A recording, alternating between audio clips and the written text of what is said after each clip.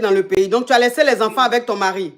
Oui, j'ai laissé les enfants. J'avais d'abord laissé les enfants avec mon mari, mais cette année, j'ai décidé que les enfants partent rester avec ma maman, puisqu'il n'a vraiment pas trop le temps pour s'en occuper. Et avec son accord, on a décidé que les enfants rentrent chez maman. Mais bizarrement, ma coach, depuis que les enfants sont avec maman, il fait plus signe de vie. Franchement, il a laissé tous les dépenses sur ma tête.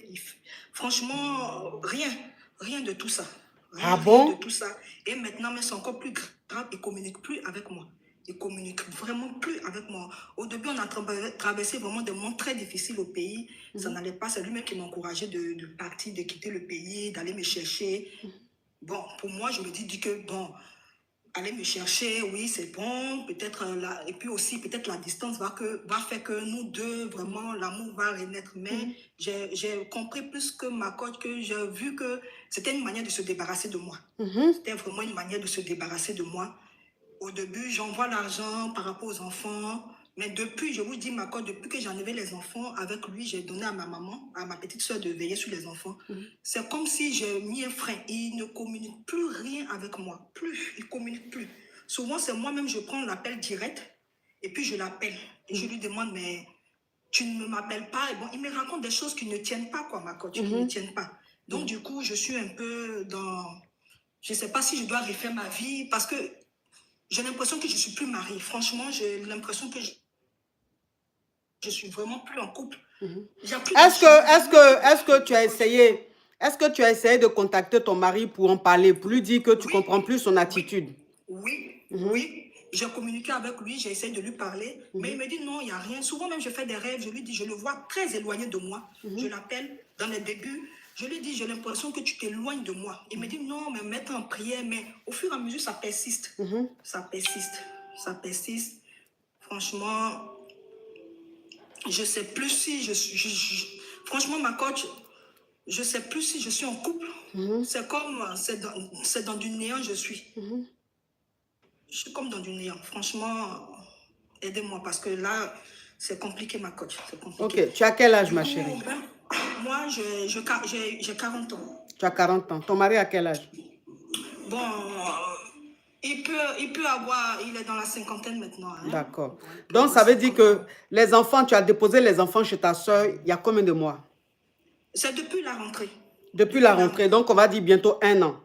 Oui, bientôt. Et donc, depuis que les enfants ont quitté chez lui, dans le domicile conjugal, qu'ils sont maintenant chez ta soeur, il ne sait même pas si les enfants mangent, si les enfants vont à l'école, rien du tout. Il ne s'occupe même pas de ça. C'est-à-dire, il sait que les enfants vont à l'école parce que moi, je paye. Non. C'est une façon de dire, il ne sait même pas les dépenses qu'on fait sur les enfants. Il ne s'occupe même pas de ça.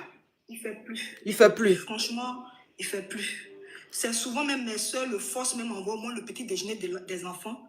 Et souvent même, une fois même, il a dit à ma maman que... Il a dit comme ça à ma maman qu'il n'est pas obligé, que lui n'a pas l'argent, elle ne peut pas prendre soin des enfants. Elle dit, mais tu n'as pas honte. En plus que c'est nous, on nourrit tes 2 enfants. C'est nous encore, on n'a qu'à payer le... Mais tu exagères. Tu exagères. Donc, depuis la live, là, on n'est pas encore à 1 million. Vous, là, TikTok, là. Donc, depuis la live, là, on n'est pas à 1 million. Vous voulez que vous brosse ou même vous faites exprès? Oui, ma chérie. Donc, ma coach, voici dans ce dilemme que je suis actuellement. Voilà. Donc, je suis un peu bloquée. Maintenant, ici, bon, c'est vrai, il y a des personnes qui me draguent, mais franchement, ma coach, c'est comme ça me bloque. Pour faire une relation avec quelqu'un, j'ai des propositions, mais c'est comme psychologiquement... Oui, parce que dans ta tête, tu es encore mariée. Oui, dans ma tête, je suis mariée. Tu es mariée, tu es une femme mariée. Voilà, je n'ai pas vraiment envie de reprendre une relation encore. Et puis bon, c'est difficile. Ce qui me fait mal, ma coach, moi j'ai cru que peut-être la distance allait mettre un peu de tonus dans notre couple. Mais j'ai l'impression maintenant qu'il cherchait juste une manière de se débarrasser de moi. Voilà, de se débarrasser de moi. Oui, de partir. Il ne faut pas trop dire le mot là. TikTok n'aime pas. Ok. De partir. D'accord. Ok, ma chérie. Alors, dans l'attitude de ton mari, tu as compris qu'il a refait sa vie. Bon, oui, dans son attitude, c'est comme quelqu'un qui est en train de refaire sa vie. Voilà, qui a refait sa vie. Voilà. qui a Alors, refait sa ton vie. mari a refait sa vie, il est avec une autre femme. Et le fait de te dire d'aller à l'aventure, te chercher ou même d'aller dans un autre pays, c'était une façon de t'éloigner de lui pour vivre son amour avec sa Kiza.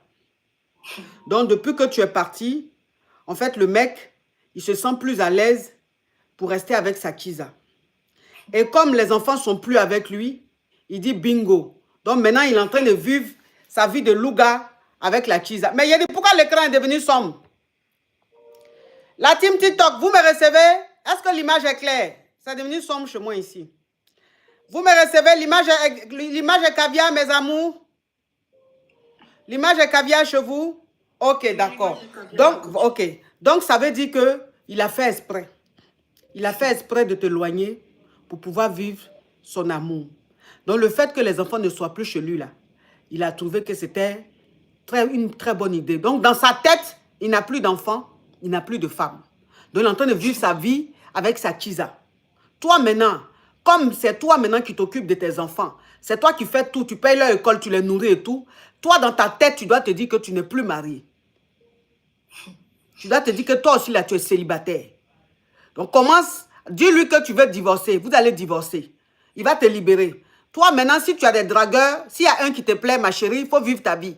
Attends, tu vas rester là te priver de ta vie, de la belle vie. Tu vas te priver. Ça fait 2 ans que tu es à l'aventure, tu ne greppes pas. Tu te dis tu es marié. Pendant que ton mari, lui, il est en train de vivre sa vie de louga avec une autre femme chez lui là-bas. En train de grepper tous les jours. Et toi, tu es là, toi d'araignée, en train de pousser partout. Ma chérie, il faut vivre ta vie. C'est ça, ma coach. Il faut vivre ta vie. Vis ta vie. Ma coach, le comble. Oui. Comble même, il allait dire à ma maman que lui, il me l'a dit que moi, de refaire ma vie. Ma maman était scandalisée même par ça. Elle dit, mais même si on dit, quand ma maman m'appelait pour me dire, j'ai dit franchement, c'est le comble. Il a osé dire ça à ta maman? Il a dit ça à ma maman. Ma maman me l'a appelé pour me dire ça. Il allait s'asseoir pour dire à ma maman, j'ai dit à Nadia, ainsi elle peut refaire sa vie, qu'elle refasse sa vie. Mais quand elle m'a dit ça même là, je lui ai dit, ah donc mes rêves sont vraiment vrais. C'est-à-dire que l'indifférence qu'il a même dans les rêves à mon égard, physiquement, il le prouve. Physiquement. Donc il a osé, bracelet là, allez enlever quoi dans mon pull? Tu me fais quoi comme ça? C'est quoi ce comportement? Ou bien tu es de la team Nicole, toi? Que je t'enlève, tu sais que je te projette. Espèce de criquet de bracelet. Donc ça veut dire que il a osé s'asseoir devant ta maman pour lui dire que lui t'a dit de refaire ta vie. À ma maman. C'est à ma maman, il a dit ça. Pendant que vous êtes encore légalement mariés. Oui, on est légalement mariés. Mais j'ai dit, ça veut tout dire. Oui, moi, ça veut tout dire. Je ne sais pas ce que tu attends encore pour refaire ta vie. C'est ma coach, franchement, c'est désolant, quoi. C'est vraiment désolant. On a fait presque 9, je peux dire, notre fille a 12 ans. Je peux dire, si on enlève les 2 ans que j'ai passé ici, ça me fait déjà 10 ans de mariage, oui. 10 ans de mariage. 10 ans de mariage. En un clin d'œil comme ça. Parce qu'arrivé un moment, souvent même quand je lui pose la question, si j'ai faussé, dis-moi, qu'est-ce que tu me reproches? Il me dit non, rien. Il avait de ses attitudes. Arrivé un moment, il a commencé à m'accuser d'infidélité. Il disait tout, il appelle même mes parents. Votre fille me trompe. On dit, mais montre les preuves. Tu n'as pas de preuves. À chaque fois, il répétait les mêmes choses. Et moi, comme je suis quelqu'un, je suis beaucoup croyante et puis je suis vraiment imprégnée dans la religion. Je prenais mon mal en patience. Mais un matin, quand l'opportunité s'est présentée, je suis allée lui dire, il m'a dit, oui, il n'y a pas de problème, je vais te donner de l'argent, tu vas aller te chercher. Tu vas aller te chercher, voilà. Si tu peux aller devant, vas-y, voilà, ça y est. Donc, c'est comme ça. Donc, pour moi, tu sais, en tant qu'une bonne chrétienne, je me dis, bon, peut-être un peu éloigné de mon maître, il va sentir mon accent. Mais ma coach, il y a quelque chose qui m'a encore plus peiné. La dernière fois, on a un ami en commun qui m'a appelé, dit, j'ai vu ton mari, on a papoté, on a pris quelque chose ensemble. Je lui ai dit, il avait bonne mine. Il dit, oui, il avait très bonne mine. Il me dit, oui, il avait très bonne mine. Et même souvent, quand je papotais cet ami, il me dit, mais donc il t'appelle plus. Je dis, depuis la rentrée, même cette année, il ne m'a pas encore appelé comme ça pour me dire, bonne heureuse année. C'est comme si je n'existais plus. La dernière fois où j'ai parlé avec lui, les enfants sont partis pour les fêtes de Noël chez lui à la maison. Et j'ai dit à la petite, passe-moi ton papa. À peine il a pris le portable, à peine il m'a dit, ok, ça va, merci beaucoup pour tout ce que tu fais pour les enfants. Puis il a remis le portable à la petite, tiens, ta maman veut te parler. Anyway, quand tu as fait ma coach, c'est comme ça. Donc, ma chérie, les dragueurs que tu as dans ta ville, celui qui a l'air potable, essaye de parler un peu avec lui. Okay. Pour l'étudier. Ça veut dire qu'à partir d'aujourd'hui, il faut que tu te mettes dans la tête que tu n'es plus marié, tu es célibataire à nouveau. Merci, voilà, tu as besoin de vivre. Là, tu n'es pas, c'est pas toi qui as créé araignée sur cette terre-là pour dire que tous les toits d'araignée, là, c'est dans ta maison, ça va se trouver. Pourquoi? Franchement, où tu es là même?